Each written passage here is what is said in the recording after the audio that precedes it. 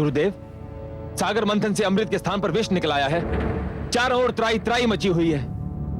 देवता तो कहते थे कि सागर मंथन से जीवनदायक अमृत मिलेगा, परंतु सागर तो मृत्यु बांट रहा है गुरुदेव। इसी कारण हम वहां से भाग आए। ऐसे में सागर मंथन से क्या लाभ? हम अब सागर मंथन में भाग नहीं लेंगे।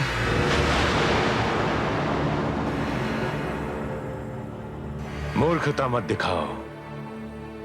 तुमने ये कैसे मान लिया कि सागर मंथन से केवल अमृत निकलेगा, और वो भी सबसे पहले?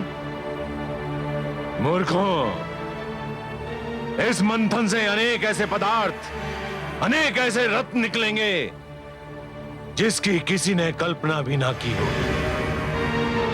परंतु गुरुदेव, अभी तो सागर तट पर जाना मृत्यु को निमंत्रण देना होगा। वहां चारों ओर विषैली वायु के बादल फैले हुए हैं और फैलते ही जा रहे हैं। वहां तो खड़े रहना भी असंभव है। ना जाने ये कैसा विष है। इस विष का नाम है कालकूट, और ये हलाहल है। परंतु तुम क्यों चिंता करते हो? मेरे पास भी संजीवनी मंत्र है, और मैं तुम्हें मरने नहीं दूंगा। तुम सब मेरे आश्रम में ही ठहरो और इस विपत्ति के टलने की प्रतीक्षा करो।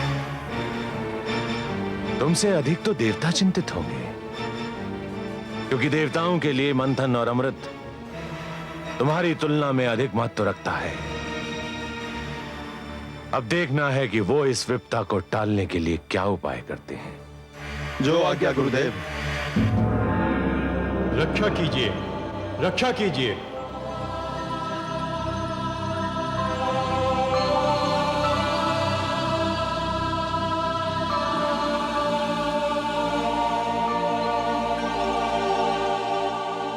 रक्षा कीजिए हे त्रिलोकीनाथ, आपकी सृष्टि संकट में है।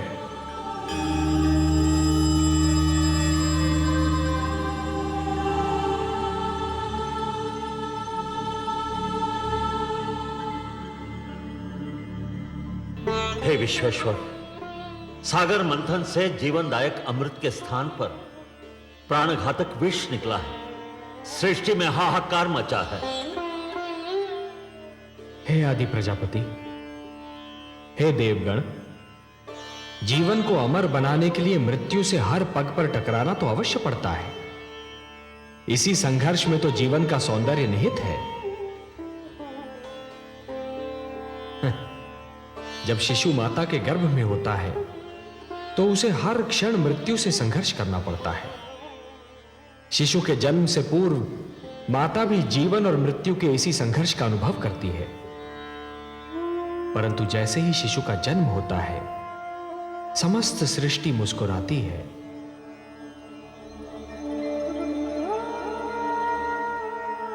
यदि अमृत की प्राप्ति इतनी सरल होती देवगण, तो जीवन और मृत्यु का यह संघर्ष और उसकी यह कथा कब की समाप्त हो चुकी होती। परंतु हे जगदीश्वर, समुद्र में यह विष आया कहां से? यह तो आदि प्रजापति श्री ब्रह्मा की संतान मानव का चमत्कार है। वो जिस वस्तु को भी अपने लिए उपयोगी नहीं समझता, उसे समुद्र की गहराइयों में फेंक देता है। वो ये नहीं सोचता कि जो वस्तु उसके लिए हानिकारक है, वो समुद्र के प्राणियों के लिए भी हानिकारक होगी। मैंने तो जल मनुष्य की आवश्यकताओं की पूर्ति के लिए बनाया था। सत्य कहा आपने हे ब्रह्मा। जल का तो अर्थ ही है जीवन, परंतु मनुष्य ने उसे व्यर्थ और हानिकारक वस्तुओं का भंडार बना दिया है। उसी प्रदूषण ने बढ़ते बढ़ते विष का रूप धारण कर लिया है। उसे एक न एक दिन समुद्र के गर्भ से बाहर तो आना ही था। हे लक्ष्मी नारायण, क्या यह नहीं हो सकता कि यह विष जहां से आया है, इसे उसी समुद्र में वापस फेंक दिया जाए? नहीं देवराज, नहीं। यह समस्या का समाधान नहीं है। यह तो समस्या से भागने का एक असफल प्रयत्न है। यदि इस विष को पुनः समुद्र के गर्भ में फेंक दिया गया, तो वो दृष्टि से ओझल अवश्य हो जाएगा, पर उसके अस्तित्व का अंत नहीं होगा। वो कल फिर समुद्र के गर्भ से बाहर निकलेगा, किसी और पीढ़ी के लिए संकट बनेगा। देवराज, संकट का समाधान अगली पीढ़ी के लिए छोड़ देना स्वार्थ है, कुनीति है। हे सर्वेश्वर, सागर मंथन आपके आदेश के कारण आरंभ हुआ था। अमृत की प्राप्ति हमारे लिए नितांत आवश्यक है, परंतु इस विष के कारण मंथन स्थगित हो चुका है। आपका आदेश अधूरा रह गया है। हम मंथन करके आपके आदेश का पालन करना चाहते हैं, परंतु यह विष बाधा बन गया है। देवगण, ये बहुत जटिल समस्या है और इसका समाधान केवल भोलेनाथ कर सकते हैं।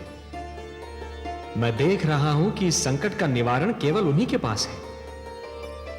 चलिए, मैं भी आप सबके साथ उनकी सेवा में चलता हूं।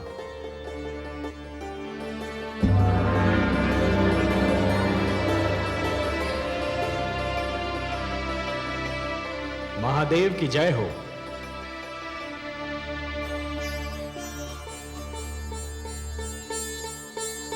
मेरे अहोभाग्य, आज कैलाश धन्य हो गया। आज कैलाश को त्रिमूर्ति के ही नहीं, समस्त देवताओं के भी दर्शन हो रहे हैं। मैं आप सबको प्रणाम करता हूं। कैलाश पर आप सबका स्वागत करता हूं। हे देवाधिदेव, हे महादेव, सृष्टि पर संकट की छाया गहरा रही है। संकट? हाँ भोलेनाथ, संहार करता तो आप हैं, परंतु आज आपकी इच्छा के बिना मानव जीवन पर संहार का प्रारंभ हो गया है। देवता और दानव मिलकर अमृत की प्राप्ति के लिए समुद्र मंथन कर रहे थे, परंतु इस मंथन की सर्वप्रथम भेंट कालकूट विष सिद्ध हुई है। अब यह विष समस्त सृष्टि के लिए संकट बना हुआ है।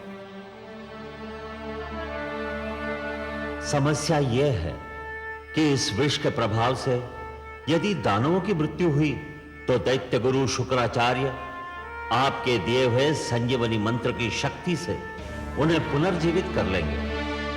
श्री विष्णु की कृपा से देवताओं की भी सुरक्षा हो जाएगी, पर इस विष के दुष्प्रभाव से मेरी संतान, मेरा निर्दोष मानव समाप्त हो जाएगा। इसीलिए मैं आपसे विनती करता हूं कि हमारी सहायता कीजिए। हे महादेव, कालकूट विष सारे विश्व को अपनी लपेट में ले रहा है। हम पर कृपा कीजिए, इस संहारक विष को नष्ट कीजिए। देवराज, संहार करता तो केवल मैं हूं। विष भी मेरा ही आविष्कार है। विष मेरे लिए संहार करने का शस्त्र है और किसी भी विष को नष्ट नहीं किया जा सकता। विष को रोका जा सकता है, विष को सीमित किया जा सकता है, विष के दुष्प्रभाव को समाप्त किया जा सकता है, परंतु विष को नष्ट नहीं किया जा सकता। और हां देवराज, संसार में कालकूट ही एकमात्र विष नहीं है। विष तो कटुवाणी में भी होता है, अश्लील विचारों में भी होता है। वाणी के विष को यदि कानों में ही रोक लिया जाए तो उसका प्रभाव हृदय तक नहीं पहुंचता, और अश्लील विचारों के विष को यदि मस्तिष्क में प्रवेश न करने दिया जाए तो वो चरित्र को हानि नहीं पहुंचा सकता।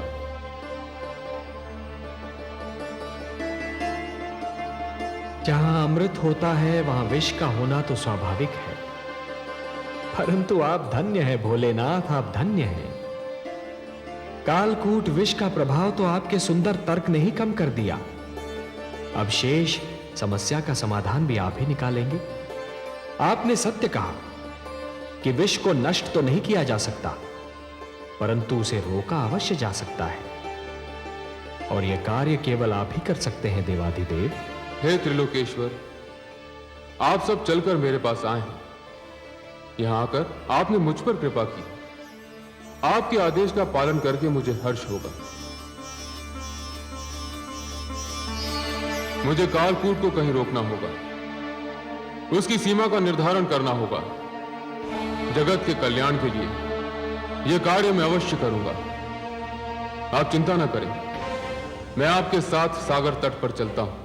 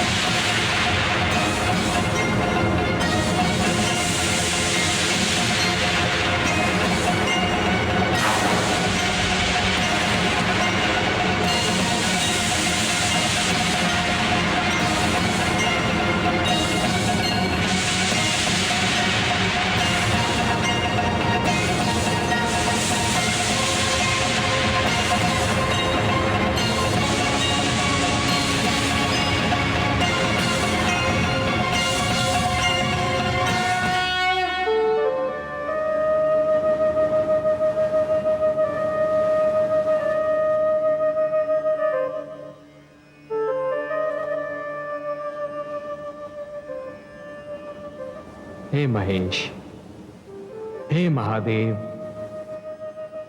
आज आपने कालकूट विष के प्रभाव से सारे संसार को बचा लिया। आपको कोटि कोटि धन्यवाद। आपने समस्त सृष्टि पर उपकार किया है महादेव। आज आपने महान त्याग और महानतम बलिदान का प्रदर्शन किया है। हे भोलेनाथ, आज से आप नीलकंठ हो गए और यह समस्त संसार इस नीलकंठ का सदैव आभार मानेगा। मैं स्वयं आपका ऋणी रहूंगा नीलकंठ, क्योंकि जिन लोगों की रक्षा मुझे करनी चाहिए थी, आज उन सब की रक्षा आपने की है। आज आपने समस्त संसार को यह ज्ञान दे दिया कि जिस प्रकार सूर्य बनने के लिए अग्नि बनना पड़ता है और अग्नि में जलना भी पड़ता है, उसी प्रकार शंकर बनने के लिए विष का प्राशन भी करना पड़ता है। और हे नीलकंठ, इस विष को आपने कंठ तक रोककर यह भी सिद्ध कर दिया कि विष चाहे जैसा भी हो, उसके प्रभाव को रोकना संभव है।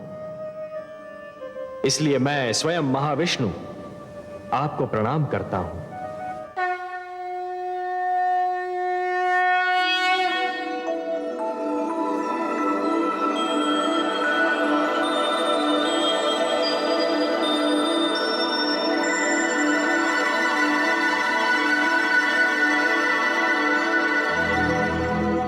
सबकी रक्षा के लिए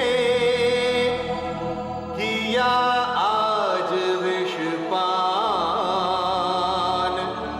देवों के भी देव हैं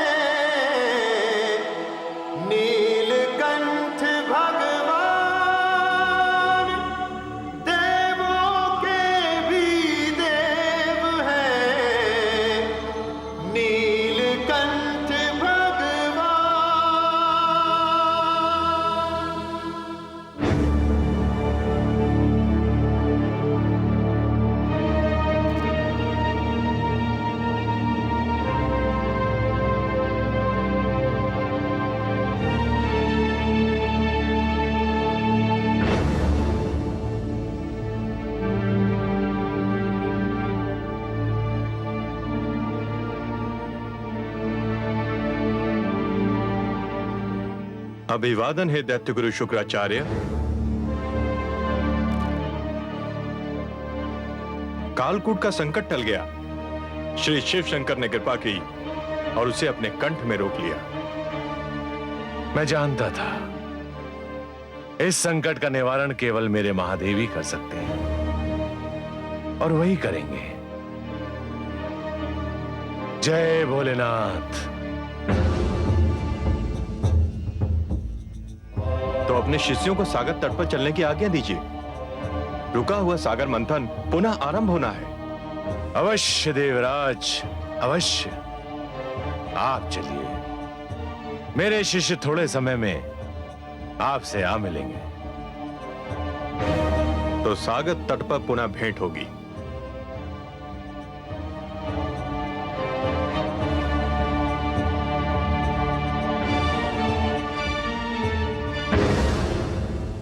गुरुदेव, क्या मैं पुनः जाना होगा? हाँ, न केवल जाना होगा बल्कि सागर मंथन में भाग भी लेना होगा।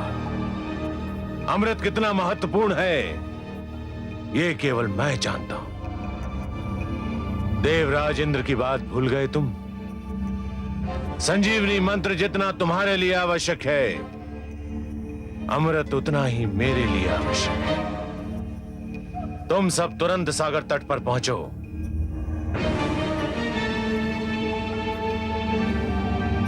स्वर भानु, तुम मेरे शिष्यों के साथ जाओ और मेरे आदेश को ध्यान में रखकर उनकी हर क्रिया पर दृष्टि रखो। जो आज्ञा गुरुदेव।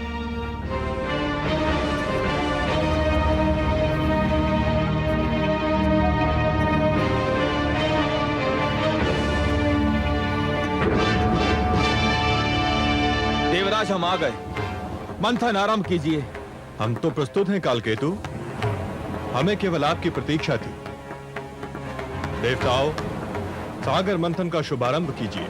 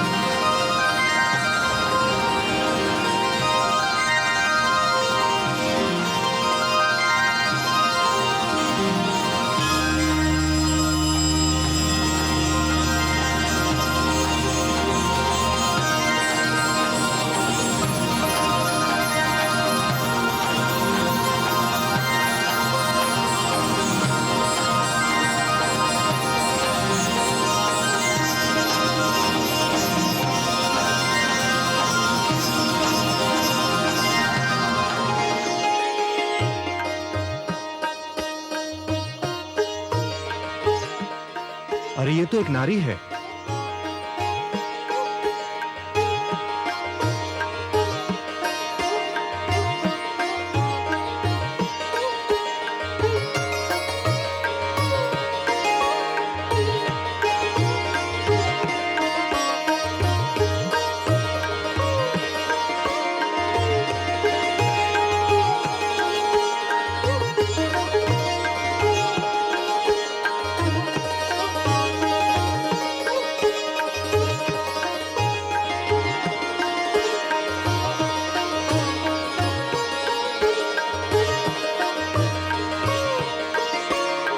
हर्षल, इतनी सुंदर नारी कभी देखी थी पहले? नहीं दानवराज, ये तो कोई स्वर्ग की अप्सरा दिखाई पड़ती है। मूर्ख हो तुम। स्वर्ग की अप्सराएं तो इसके पांव की धूल के समान होंगी। तनिक इसका रूप तो देखो।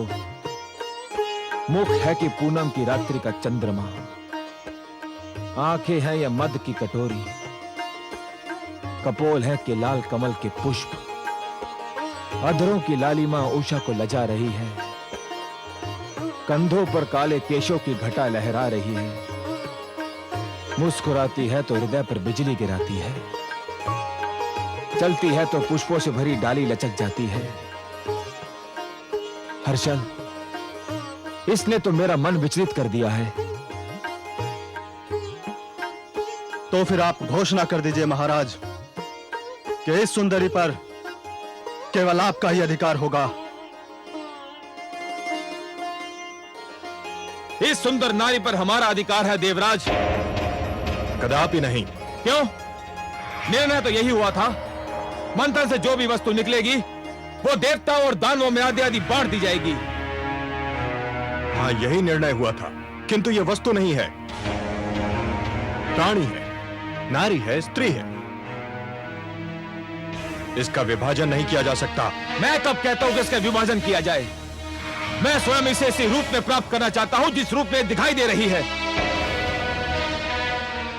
निर्णय बहुत सरल है देवराज, यह सुंदरी हमें दे दो।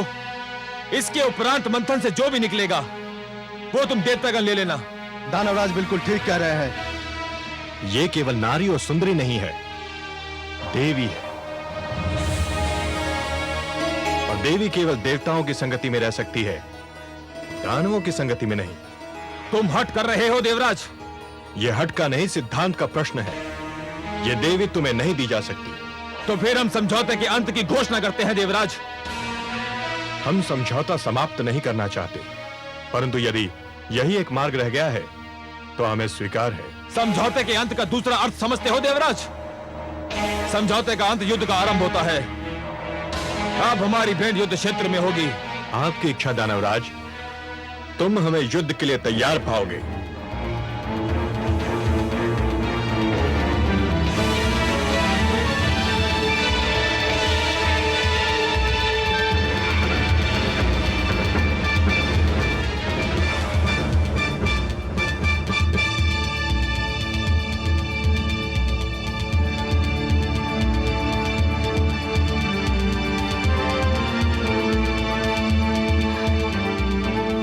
कमल नयन, हे पद्मनाभ, कहाँ हैं आप? मुझ विरह की मारी पर कृपा कीजिए। मेरी आंखें आपके दर्शन को तरस रही हैं। मेरी आत्मा आपको पुकार रही है। दर्शन दीजिए भगवान।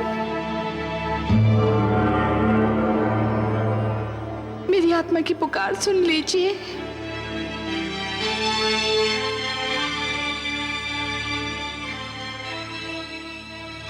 महादेवी, कमल नयन, आपने हमें पुकारा, हम आ गए आपके पास। कमल नयन, आपने मुझे अपनी भुजाओं में ग्रहण करते समय कहा था कि इस बार हमारा मिलन बहुत ही मधुर होगा। हाँ देवी।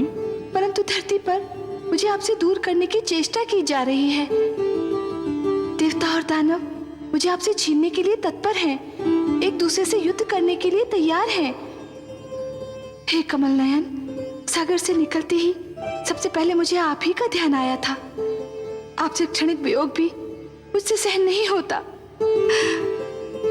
हे महादेवी, उपवन के भाग्य में वसंत का सुख सदैव नहीं होता, उसे पतझड़ का दुख भी झेलना पड़ता है।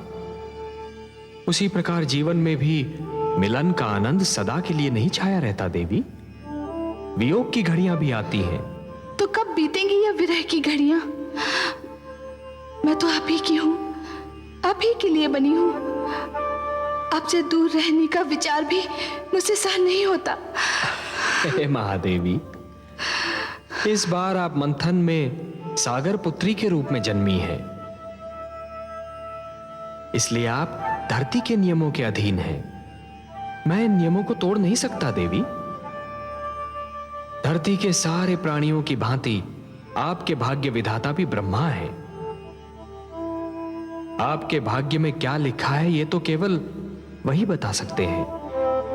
तो मैं ब्रह्मा जी के पास जाऊंगी, उनसे पूछूंगी कि मुझ पे ये अत्याचार क्यों किया जा रहा है, मुझे अपने नारायण से क्यों दूर किया जा रहा है।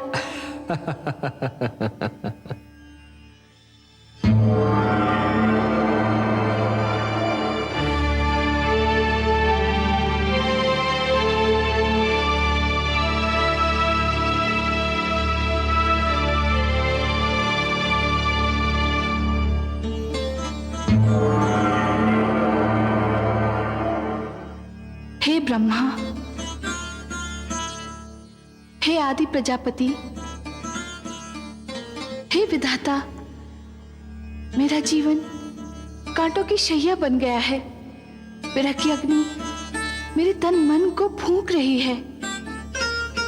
हे विधाता, आप तो जानते ही हैं, मेरा मन नारायण के चरण कमल में वास करता है।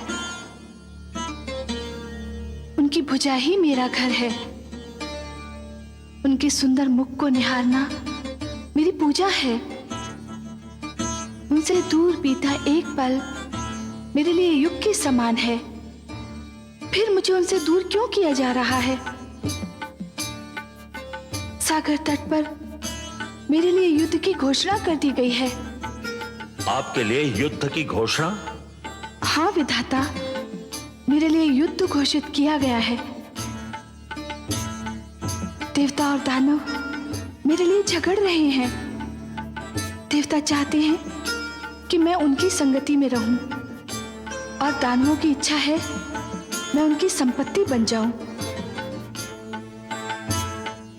हे विधाता, आपने मेरे भाग्य में क्या लिख दिया जो ये अत्याचार मुझ पर हो रहा है? हे देवी, अवश्य ही ये अत्याचार है, परंतु मैंने आप ही के लिए नहीं, हर नारी के लिए एक नियम बनाया है। वो नियम यह है कि नारी पर उसकी इच्छा जाने बिना कोई अपना अधिकार नहीं जमा सकता। पर वे जमा रहे हैं अधिकार। वे भ्रम में हैं, वे मेरे नियम को तोड़ रहे हैं। मैं ऐसा नहीं होने दूंगा। चलिए, मैं आपके साथ चलता हूं, उनका भ्रम दूर करता हूं।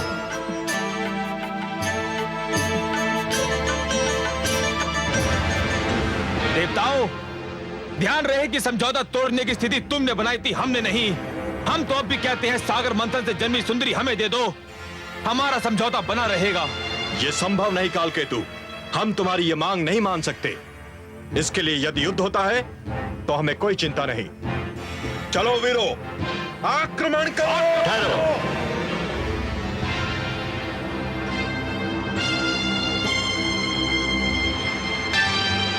दोनों पक्ष इस नारी को प्राप्त करने के लिए झगड़ रहे हैं, पर किसी पक्ष ने इस नारी से यह पूछने का कष्ट किया कि स्वयं इसकी इच्छा क्या है? ये नारी की इच्छा का प्रश्न नहीं है ब्रह्मदेव, ये समझौते के सिद्धांत के आदर का प्रश्न है। नहीं, यह हर स्त्री के अधिकारों का प्रश्न है।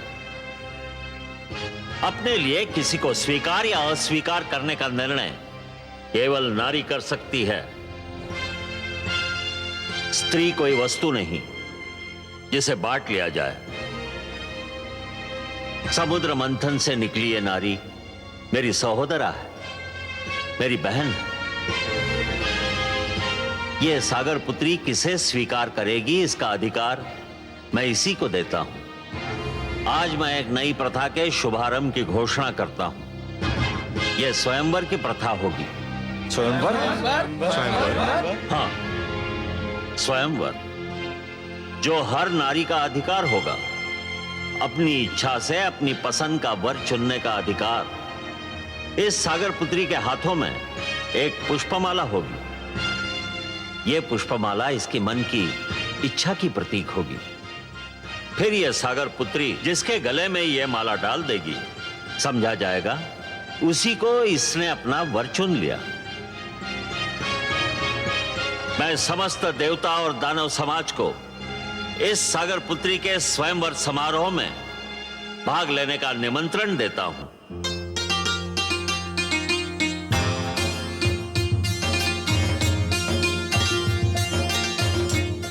हर्षल, मैं व्याकुल हो रहा हूं। क्यों दानवराज? न जाने ये चंद्रमुखी, ये मृगनयनी किसे चुनेगी? आपको ही चुनेगी दानवराज। ये तुम कैसे कह सकते हो हर्षल? है तो नारी ही दानवराज, और नारी केवल उसी को चुनती है जिसके पास शक्ति होती है। भुजाओं की शक्ति या धन की शक्ति, और ये दोनों ही शक्तियां आपके पास हैं। दानवराज, आपने देवताओं को परास्त किया है। नारी विजय का हाथ छोड़कर पराजय का हाथ कदापि नहीं थामती। आप विश्वास रखिए दानवराज, ये सुंदरी केवल आपको ही चुनेगी।